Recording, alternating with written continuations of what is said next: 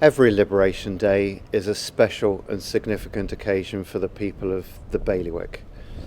This Liberation Day is sadly once again affected by COVID-19. It won't be quite the usual Liberation Day, but it should still be a wonderful day of commemoration and celebration for everyone concerned.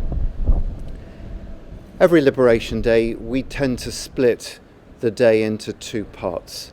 The first part, as I say, is about commemoration. We reflect on what it must have been like for all our loved ones who were separated through the occupation, those who had evacuated, those who had gone to serve, and those who remained behind. There was no one who was unaffected by the decisions that had to be taken. We pause and reflect about those who sadly never came back.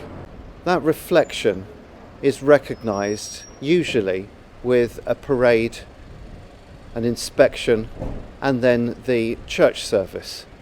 Church service remains an important element of our Liberation Day, and this year perhaps because people are being discouraged from coming into St. Peter Port, maybe the other churches will see greater attendances as people go along and pay their respects and give thanks for the liberation.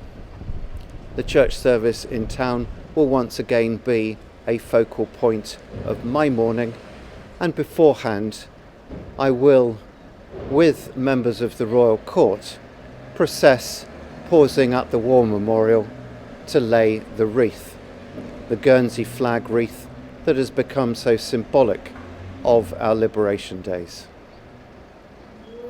But there will be less of a collective celebration during the afternoon. We recognise that there will be some who will miss the opportunity of coming into St. Peter Port and joining together to celebrate the great joy that is Liberation Day year in, year out. This year, caution comes first. The island, perhaps, has experienced something that makes us all appreciate that little bit more than we would have done, for example, 2 years ago. Just how precious the freedoms for which everyone fought on our behalves that we now enjoy 76 years on from liberation are.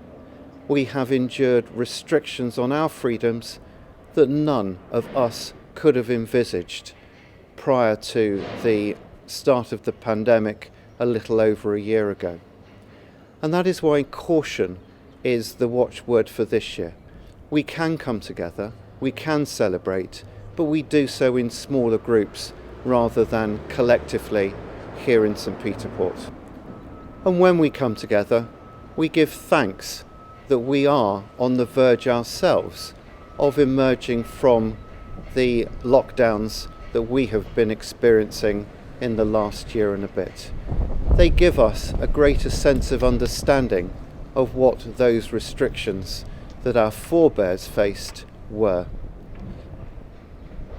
And we also should spare a thought at this time for those who have been working so tirelessly for us, reflecting what those who served during the occupation years and the war did for all of us. Those parallels are quite significant now, but we do have the benefit of technology, and it's through that technology that we are able to keep in touch with those loved ones and family members who we have been unable to see for so long. But we have hope and we have aspiration, just as the people 76 plus years ago did, that there will be an end to this and there will be a return to the new normality. So I encourage everyone to make this Liberation Day a special day, a day when we pause and reflect on what happened during the occupation.